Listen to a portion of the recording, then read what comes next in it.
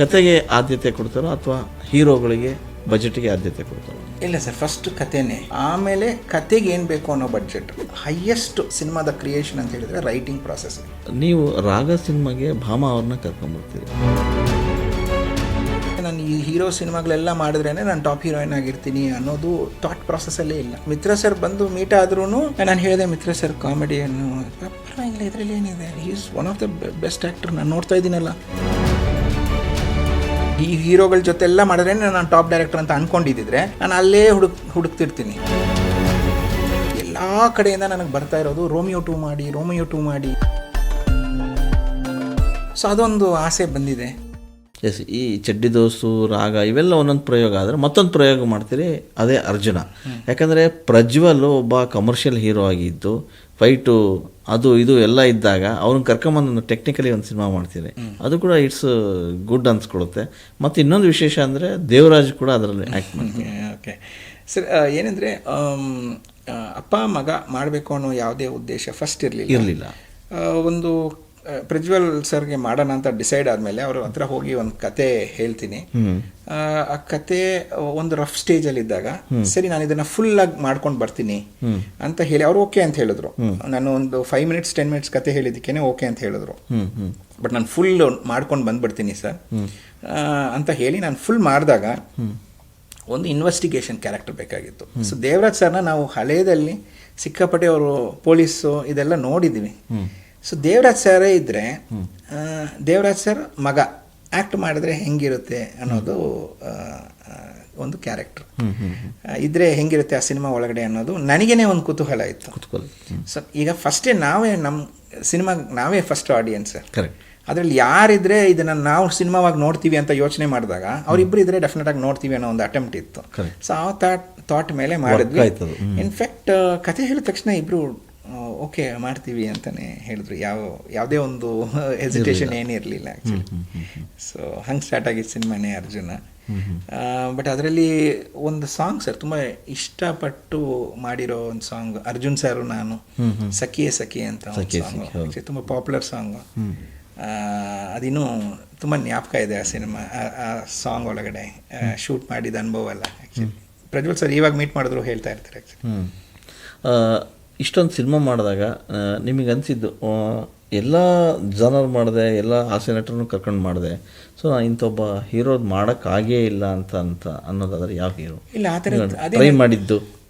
ಇಲ್ಲ ಸರ್, ನಾನು ಇನ್ನೂ ಆ ಥರದ ಕಲ್ಪನೆ ಕಟ್ಕೊಂಡೇ ಇಲ್ಲ. ನಾನು ಇವ್ರು ಮಾಡಬೇಕು ಅವ್ರು ಮಾಡಬೇಕು ಏನಿಲ್ಲ, ಸೊ ಮಾಡ್ತಾ ಹೋಗ್ತಿದ್ದೀನಿ. ಈಗ ನೆಕ್ಸ್ಟ್ ಮಹಾನ್ ಬಂದ್ಬಿಟ್ಟು ಮಾಡ್ತಿರೋದು. ನಾನು ಇದುವರೆಗೂ ಟಚ್ ಮಾಡದೇ ಇರೋ ನನ್ನ ಲೈಫಲ್ಲಿ ಜಾನರು ಪಕ್ಕ ಹಳ್ಳಿ ಸಿನಿಮಾ. ಓಕೆ.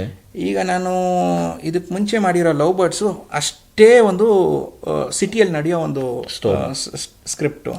ಇದು ಕಾಂಟ್ರಾಸ್ಟ್ ಆಗಿ ಹಳ್ಳಿಯಲ್ಲಿ ನಡೆಯೋ ಒಂದು ರೈತರುಗಳ ಬಗ್ಗೆ ಕತೆ. ಈಗ ರೈತರ ಬಗ್ಗೆ ಕತೆ ಅಂತ ಹೇಳಿದ ತಕ್ಷಣ ಸರ್ ಅದರ ಹುಡುಕಾಟ ಇದೆಯಲ್ಲ ತುಂಬ ಇದೆ. ಅದ್ರ ಒಳಗಡೆ ನಾವು ಸಿಕ್ಕಾಪಟ್ಟೆ R&D ಮಾಡಿದ್ದೀವಿ. ಅದ್ರ ಮೇಲೆ ಒಂದು ದೊಡ್ಡ ವಿಷಯನ ಹೇಳಕ್ ಹೊರಟಿದ್ದೀವಿ. ಹೆಂಗೆ ರೈತರನ್ನೋರು ಮಹಾನ್ ಆಗ್ತಾರೆ ಸಿನಿಮಾದಲ್ಲಿ, ನಮ್ಮ ಲೈಫಲ್ಲಿ ನಮಗೆ ಗೊತ್ತೇ ಇಲ್ಲ, ಡೈಲಿ ಊಟ ಮಾಡ್ತಿದ್ದೀವಿ. ಅದಕ್ಕೆ ಒಂದು ಕಾರಣ ಯಾರೋ ಒಬ್ರು ಅದರಲ್ಲಿ ಒಂದು ಅರ್ಧ ಅವರ್ ಆದರೂ ನಮ್ಮ ಊಟಕ್ಕೋಸ್ಕರ ಸ್ಪೆಂಡ್ ಮಾಡಿರ್ತಾರೆ. ನಿಜ, ಯಾರೇ ಆಗಿರಲಿ ರೈತ. ಸೊ ಈಗ ನಾವು ಇಲ್ಲಿ ನೆಮ್ಮದಿಯಾಗಿರ್ತೀವಿ ಅಂದರೆ ಯಾರೋ ಒಬ್ಬ ಸೋಲ್ಜರು ಅಲ್ಲಿ ಇದ್ದಾರೆ ಅನ್ನೋ ಒಂದು ಥಾಟ್ ಒಂದು ಸೆಕೆಂಡ್ ಹೋಗುತ್ತಲ್ಲ, ಆ ಥರ ರೈತನೂ ತುಂಬ ಇಂಪಾರ್ಟೆಂಟ್ ಆ್ಯಕ್ಚುಲಿ. ಅದನ್ನ ಎಲ್ಲೋ ಒಂದು ಕಡೆ ನಾವು ನೆಗ್ಲೆಕ್ಟ್ ಮಾಡ್ತಿದ್ದೀವ ಅನ್ನೋದು ನನಗೆ ಅನ್ನಿಸ್ದಾಗ ಸರಿ ಅವರೆಷ್ಟು ಗ್ರೇಟ್ ಅನ್ನೋದ್ರ ಬಗ್ಗೆ ಒಂದು ಕತೆ ಬರೀಲೇಬೇಕು ಅನ್ನೋದು ಅನ್ನಿಸ್ತು. ಸೊ ಸಿಕ್ಕಾಪಟ್ಟೆ R&D ಮಾಡಿರೋ ಸಿನಿಮಾ ಇದು. ಒಂದು ಆಲ್ಮೋಸ್ಟ್ ಒಂದು 2.5 years ಮುಂಚೆಯಿಂದಾನೇ ಗ್ಯಾಪಲ್ಲಿ ಬರಿತಾ ಬಂದಿರೋ ಒಂದು ಸ್ಕ್ರಿಪ್ಟ್ ಆ್ಯಕ್ಚುಲಿ. ಬಂದು ಈಗ ಫಿನಿಶ್ ಆಗಿ ಶೂಟಿಂಗ್ ಸ್ಟೇಜಲ್ಲಿ ಇದ್ದೀವಿ ಸರ್. ಓಕೆ. ಈಗ ಯಾವಾಗ ಬರುತ್ತೆ ಸಿನಿಮಾ ಮಾಡಿದ್ರೆ? ಅದೇ ವೆರಿ ಫಾಸ್ಟಾಗಿ ಬರುತ್ತೆ ಸರ್, ನೆಕ್ಸ್ಟ್ ಇಯರಲ್ಲಿ. ನೀವು ಹೇಳಿದಿರಿ ನನ್ನ ಸಿನಿಮಾ ಜರ್ನಿಯಲ್ಲೇ ಇದೊಂದು ವಿಶೇಷವಾದಂಥ ಸಿನಿಮಾ ಅಂತ. ಹೌದು. ಸೊ ಏನಾದರೂ ಪ್ರಯೋಗ ಆಗಿದೆಯಾ ಅಥವಾ ಫ್ರೇಮಿಂಗ್ ಪ್ರಯೋಗ ಆಗಿದೆಯಾ? ಇಲ್ಲ, ಈಗ ಜಸ್ಟ್ ಸ್ಟಾರ್ಟ್ ಮಾಡಿದ್ದೀವಿ ಸರ್ ಸ್ಕ್ರಿಪ್ಟ್ನ ಸಿನಿಮಾ ಶೂಟಿಂಗ್ನ ನಾವು ಸ್ಟಾರ್ಟ್ ಮಾಡಿದ್ದೀವಿ. ಟೆಸ್ಟ್ ರನ್ಸ್ ಎಲ್ಲ ಮಾಡಿದ್ದೀವಿ. Very shortly full shooting intense ಆಗಿ ಹೋಗ್ತೀವಿ. ಇನ್ನು ಕಾಸ್ಟಿಂಗು ಇದೆಲ್ಲ ಮಾಡ್ತಾನೆ ಬರ್ತಾ ಇದ್ದೀವಿ ಸರ್. ಓಕೆ. ಶೇಖರ್ ಅವರ ಇಡೀ ಸಿನಿಮಾ ವೃತ್ತಿಯಲ್ಲಿ ಸಿನಿಮಾಗಳನ್ನು ನೋಡ್ಕೊಂಬಂದವು ನಾವು, ನಿಮ್ಮನ್ನು ನೀವು ನಂಬ್ದಂಗೆ ಶೇಖರ್ ಸಿನಿಮಾದಲ್ಲಿ ಕತೆಗೆ ಆದ್ಯತೆ ಕೊಡ್ತಾರೋ ಅಥವಾ ಹೀರೋಗಳಿಗೆ ಬಜೆಟ್ಗೆ ಆದ್ಯತೆ ಕೊಡ್ತಾರೋ ಅಂತ? ಇಲ್ಲ ಸರ್, ಫಸ್ಟ್ ಕಥೆನೇ ಆ್ಯಕ್ಚುಲಿ, ಸೆಕೆಂಡೇ ಅದರ ಎಸೆನ್ಸು ಆ್ಯಕ್ಚುಲಿ. ಫಸ್ಟ್ ಕತೆ, ಆಮೇಲೆ ಕತೆಗೆ ಏನು ಬೇಕು ಅನ್ನೋ ಬಡ್ಜೆಟ್. ಈಗ ಫಾರ್ ಎಕ್ಸಾಂಪಲ್ ನನ್ನ ಮಿತ್ರ ಸರ್ ಏನಕ್ಕೆ ಇಷ್ಟ ಅಂದರೆ, ಫಸ್ಟ್ ಕತೆನ ಒಂದು ಚಿಕ್ಕ ಲೈನಲ್ಲಿ ಹೇಳ್ತೀನಿ ಸರ್, ಅವರು ನನಗೆ ಅಡ್ವಾನ್ಸ್ ಕೊಟ್ಟು ಕಳಿಸ್ತಾರೆ, ತಿರ್ಗಾ ನಾನು 1 ತಿಂಗಳಾದ್ಮೇಲೆ ಬರ್ತೀನಿ ಅಂತ. ಕತೆ ನಾನು ಬರೆದು ಹೋದಾದ್ಮೇಲೆ ಈ ಕತೆನ ಹೆಂಗೆ ಬೆಟ್ರಾಗಿ ಮಾಡ್ಬೋದು, ಬೆಸ್ಟಾಗಿ ಮಾಡ್ಬೋದು, ಬೆಟ್ರು ಬಿಡಿ, ನೀವು ಬೆಸ್ಟಾಗಿ ಮಾಡೋದಾದರೆ ಹೆಂಗೆ ಮಾಡಬೇಕು ಸರ್, ಈ ಥರದ್ದು ಒಂದು ಜಗತ್ತನ್ನ ಕ್ರಿಯೇಟ್ ಮಾಡಿ, ಈ ಥರದ್ದು ಒಂದು ಫೋಟೋಗ್ರಫಿನ ಕ್ರಿಯೇಟ್ ಮಾಡಿ, ಈ ಥರದ್ದು ಕಾಸ್ಟ್ಯೂಮ್ಗಳು ಮಾಡಿ, ಈ ಥರದ್ದು ಆ್ಯಕ್ಟ್ರ್ಗಳನ್ನೆಲ್ಲ ಇಟ್ಟು, ಇಂಥ ಟೆಕ್ನಿಷಿಯನ್ಸ್ನ ಇಟ್ಟು ಮಾಡಿದ್ರೆ ಇದು ಈ ಥರ ವಿಜುವಲ್ ಆಗಿ ಬರುತ್ತೆ ಅಂತ ನಾನೊಂದು ರೆಫರೆನ್ಸ್ನ ಅವ್ರಿಗೆ ಕೊಡ್ತೀನಿ. ಒಂದು ಪೇಂಟಿಂಗ್ನ ತೋರಿಸ್ತೀನಿ, ಯಾವುದೋ ಒಂದು ಇಟಾಲಿಯನ್ ಪೇಂಟಿಂಗ್ನ ತೋರಿಸ್ತೀನಿ. ಸರ್ ನೀವು ತಲೆ ಕೆಡಿಸ್ಕೋಬೇಡಿ, ಮಾಡಿ ಸರ್ ಮಾಡಿ ಅಂತಾರೆ ಅಂತ ಹೇಳ್ತಾರಲ್ಲ. ಸೊ ಬಡ್ಜೆಟ್ ಬಂದ್ಬಿಟ್ಟು ಅದಾದ್ಮೇಲೆ ಡಿಸೈಡ್ ಆಗೋದು. ಕ್ರಿಯೇಷನೇ ಫಸ್ಟ್ ಸರ್. ಕರೆಕ್ಟ್. ಕ್ರಿಯೇಷನ್ ಆದಮೇಲೆ ಬಡ್ಜೆಟಿಂಗ್, ಅದಾದಮೇಲೆ ಇದಕ್ಕೆ ಯಾರು ಸೂಟ್ ಆಗ್ತಾರೆ ಅನ್ನೋದು. ಸೊ ಹೈಯೆಸ್ಟ್ ಸಿನಿಮಾದ ಕ್ರಿಯೇಷನ್ ಅಂತ ಹೇಳಿದ್ರೆ ರೈಟಿಂಗ್ ಪ್ರಾಸೆಸ್ ನನ್ನ ಪ್ರಕಾರ. ಸೊ ಅಲ್ಲೇ ಎಲ್ಲ ಡಿಸೈಡ್ ಆಗುತ್ತೆ. ಒಂದು ರೈಟಿಂಗ್ ಅದ್ಭುತವಾಗಿದ್ದರೆ ಸಿನಿಮಾ ಕೂಡ ಅದ್ಭುತವಾಗಿ ಬರುತ್ತೆ ಅಷ್ಟೇ. ಓಕೆ ಸರ್, ನೀವು ರಾಗ ಸಿನಿಮಾಗೆ ಭಾಮಾ ಅವ್ರನ್ನ ಕರ್ಕೊಂಬರ್ತೀರಿ.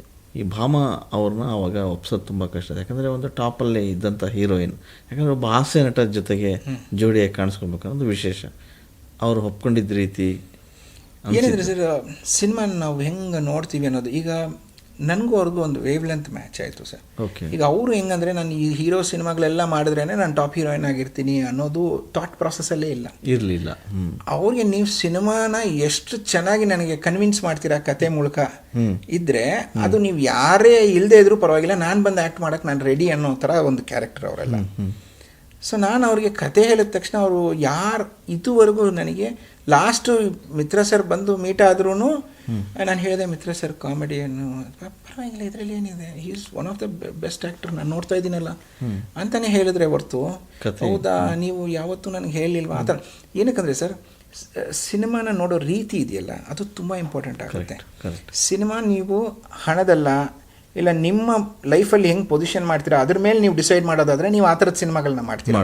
ನಾನೀಗ ಈ ಹೀರೋಗಳ ಜೊತೆ ಎಲ್ಲ ಮಾಡಿದ್ರೆ ನಾನು ಟಾಪ್ ಡೈರೆಕ್ಟರ್ ಅಂತ ಅಂದ್ಕೊಂಡಿದ್ದಿದ್ರೆ ನಾನು ಅಲ್ಲೇ ಹುಡುಕ್ತಿರ್ತೀನಿ. ಕರೆಕ್ಟ್.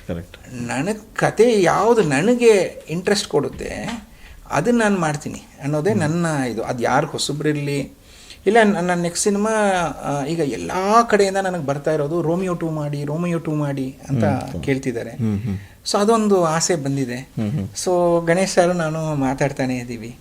ಸೊ ಆ ಥರದ್ದು ಏನೋ ಒಂದು ನಡಿಬೋದು ಆ್ಯಕ್ಚುಲಿ. ಸೊ ಆ ಥರ ನಮ್ಮನ್ನು ಎಲ್ಲಿ ಲೈಫ್ ಕರ್ಕೊಂಡು ಹೋಗುತ್ತೆ ಅದನ್ನು ಬೆಸ್ಟ್ ಮೂಮೆಂಟಾಗಿ ಕ್ರಿಯೇಟ್ ಮಾಡೋದು ನಮ್ಮ ಕೈಯಲ್ಲಿದೆ ಸರ್ ಆ್ಯಕ್ಚುಲಿ. ತುಂಬ ಖುಷಿ ಆಗ್ತಾ ಇದೆ, ಯಾಕೆಂದರೆ ಇವತ್ತು ಎಷ್ಟೋ ಜನ ಮಹಿಳೆಯರು ಹೇಳ್ತಾ ಇದ್ರು, ನನಗೆ PCOD ಪ್ರಾಬ್ಲಮ್ ಇತ್ತು ಸರ್, ಥೈರಾಯ್ಡ್ ಪ್ರಾಬ್ಲಮ್ ಇತ್ತು ಸರ್, ಆರಾಮಾಗಿ ನಾನು ಸಣ್ಣ ಆದೆ ಸರ್, ತುಂಬ ಥ್ಯಾಂಕ್ ಯು ಅಂತ ಎಷ್ಟೋ ಜನ ಹೇಳ್ತಾ ಇದ್ರು. ನಿಮಗೆ PCOD ಪ್ರಾಬ್ಲಮ್ ಇರಲಿ, ಥೈರಾಯ್ಡ್ ಪ್ರಾಬ್ಲಮ್ ಇರಲಿ, 100% ನೀವು ಸಣ್ಣ ಆಗಬೇಕು, ಆರೋಗ್ಯದಲ್ಲೂ ಸಮೇತ ತುಂಬ ಚೇತರಿಕೆ ಆಗಬೇಕು ಅಂದರೆ ಪ್ರತಿದಿನ ನಮ್ಮ ಜೀನಿ ಸ್ಲಿಮ್ನ ಯೂಸ್ ಮಾಡಿ. ಯಾಕೆಂದರೆ ಜೀನಿ ಸ್ಲಿಮ್ಮು ಒಂದು ಉತ್ತಮ ಆಹಾರ.